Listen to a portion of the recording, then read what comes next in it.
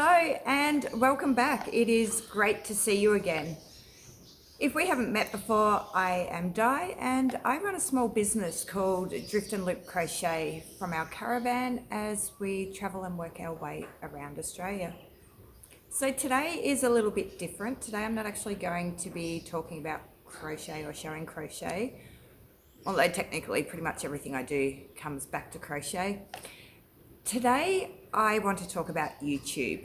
So in case you haven't heard, YouTube are changing the requirements for creators who want to qualify to earn revenue from ad monetization. So beginning in February 2027, so next year, creators will be required to have 8,000 watch hours. So this is actually doubling from the current requirements of 4,000 qualified watch hours. So there's a lot of doom and gloom out here on the YouTube world surrounding this change. And understandably, there's a lot of small creators who are concerned about this change. But I'm actually not. I actually think this could be a really good thing for me and my small business. And I think that this could be a good thing for other small businesses and other small creators as well. Now, before you think I have lost the plot, just let me explain why.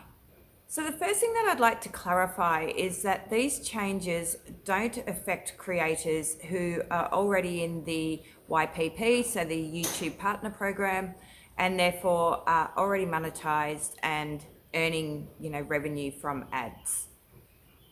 The next thing to clarify, and I think this one's a really, really important distinction, and that is that there are no changes to the fan funding tier. So your fan funding tier is a level of, let's say, monetization that was brought in by YouTube, and it sits at a level before you actually reach that ad revenue monetization. So your fan funding is what gives you access to like your memberships. It gives you access to all your supers, your super thanks, your super stickers, your super chats. It allows you all of that. And lastly, it also gives you access to shopping. So the ability to link shopping and products down in your description and have your viewers, go straight off to a link to buy products. So nothing around that fan funding tier is changing. And I think it's really, really important to make that distinction for a number of reasons, but also because it shows that YouTube's not trying to shut down small creators. And there's a lot of, talk around YouTube trying to stamp out small creators with this change that they're making, but I don't actually think that's the case. YouTube is still giving small creators ways to start earning money and making money from the audience that they are growing. And here's where it gets interesting for me, because when I started my channel as Drift and Loop Crochet, monetization was actually never the goal. Now, don't get me wrong, it was always there in the back of my mind, but it was never something that I actually considered to be an integral part of my business or something that I must have.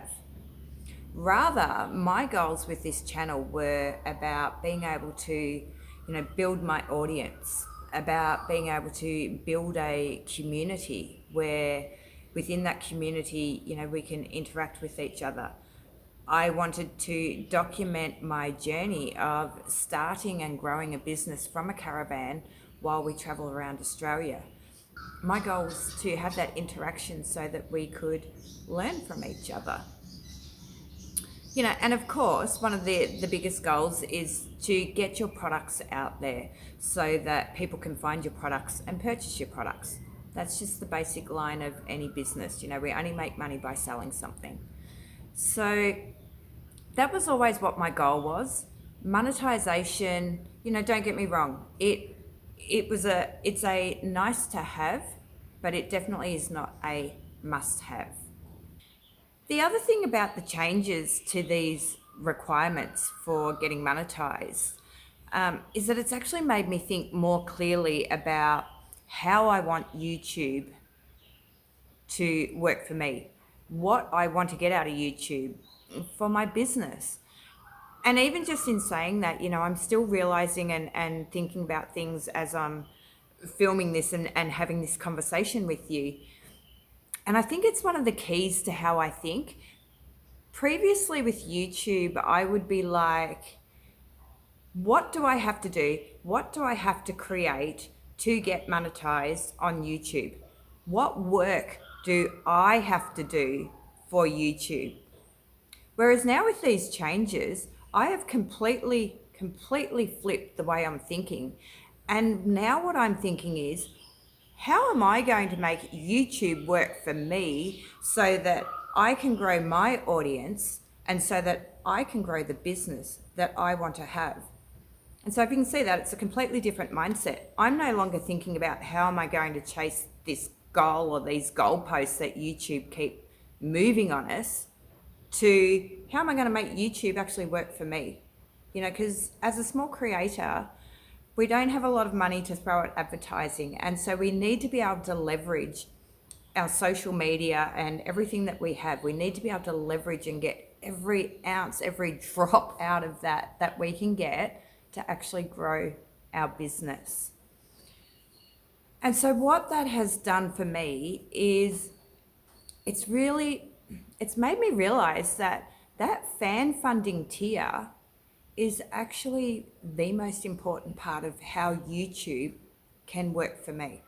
And I understand that, fan funding is still a form of monetization, and it is, but it's actually at a level that is much more attainable for small creators.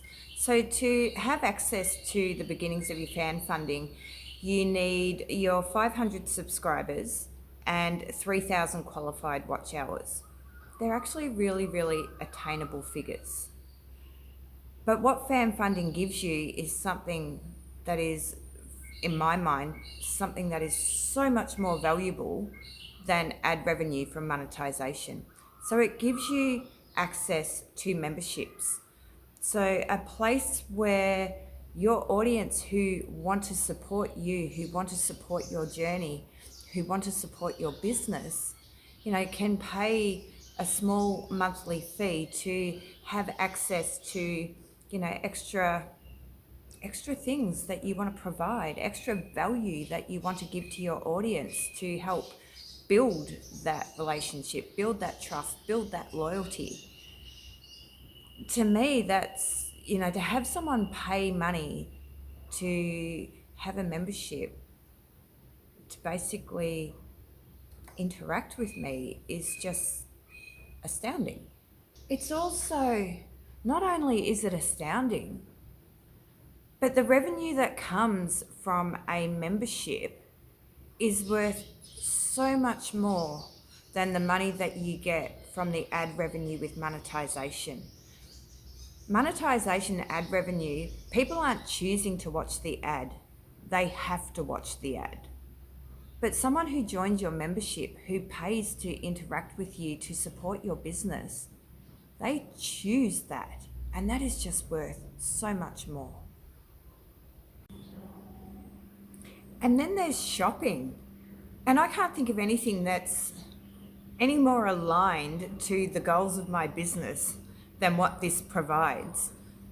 So shopping allows you to link your products directly to what you're talking about in your videos. So I'm gonna say I've got Barry the Beer for Father's Day, or one of my Longhorns or something like that, and I'm showing it in my video and saying this is available for Father's Day, great present for your dad.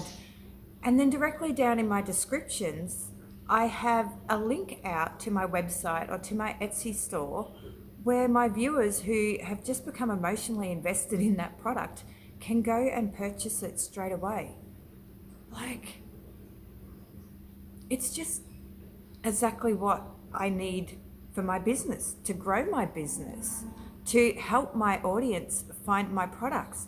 And that is YouTube directly connecting my audience with my products and YouTube working for me. So For me, I see the fan funding level of monetization so much more valuable than the ad revenue monetization. So I'm not saying that ad revenue is not worth having. Of course it is. And if YouTube want to pay me for people clicking on my video and watching their ads, then of course I will happily take that money. But I just don't think it should be the one thing that we build our entire business around. And you only need to go and watch other creators and listen to what they have to say. And it doesn't matter if they're in the crochet industry or if they're in a different niche. They all say the same thing. You know, monetization, ad revenue monetization should be one stream of your business income, not the whole thing. You know, and so as crocheters, we need to look at the different ways that we can make income, if that is what the goal of your business is. And so for me personally, you know, I will be looking at all these different avenues. Like I've just said, the membership idea just blows my mind, absolutely blows my mind. And that is something because I'm still trying to get my head around it and how I would provide any kind of value. You know, they're all things for me to get my head around. But I'm starting to shift into some digital products. You know, as you've seen, I've got the crochet pattern tracker, which will be coming out later this week, which is a digital product.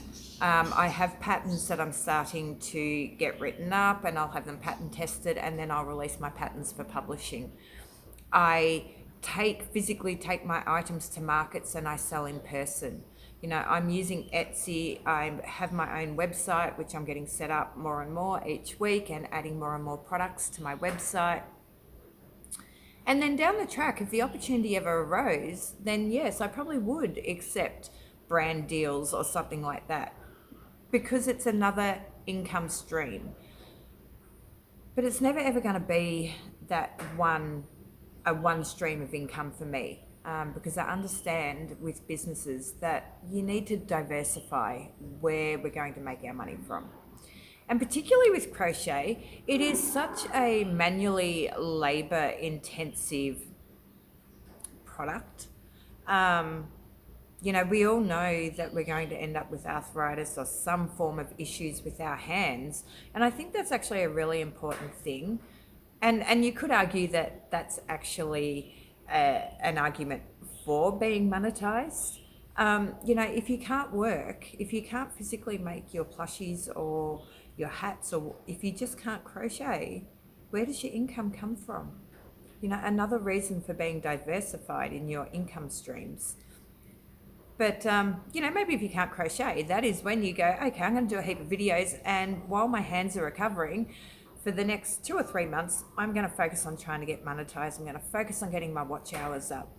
You know, there's always another way of looking at things. And like I keep saying, in no way whatsoever am I saying I don't want to be monetized, you shouldn't be monetized, monetized isn't for people.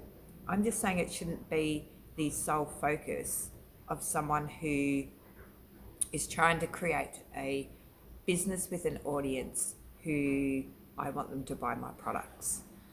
So, you know, monetization does have its place. So I guess the question is, you know, am I going to do anything differently now that YouTube has changed their monetization requirements? And honestly, the answer is no. If I am really honest, when I first heard about it, I did feel a bit disappointed and a bit disheartened because I was like, oh my God, I'll never get monetized at 8,000 hours. That is just huge. And I understand, you know, as a business, if your goal has purely been to get monetized, you know, this can feel like such a kick in the guts. So if you're building a business, before you get caught up in the 8,000 watch hours and all the negativity that surrounds that, you know, there's some questions that you might like to ask yourself and come up with the answers to. So, do you want YouTube to pay you? Do you want YouTube to help you build an audience? Do you want the audience to know who you are? Do you want the audience to know what products you sell? Do you want the audience to trust you? Do you want the audience to be loyal to you? Do you want the audience to buy your products? Because if you answer yes to these questions, you don't need 8,000 watch hours. And so that's why I'm not panicking about YouTube changing the requirements for monetization. I don't need 8,000 hours to be able to grow my business. I don't need 8,000 watch hours to be able to sell my products. And neither do you. So I hope this video has helped alleviate some of the negativity that's around these new requirements. And if it has, make sure you hit the like and the subscribe button down below. And you know what? I really need to get my watch hours up. So if you could just watch this like maybe 3-4 times, if you could come back and watch it again tomorrow and the day after and the day after, like I've got 5 months. No. Thank you guys. Have a good week and I will see you next time. Bye.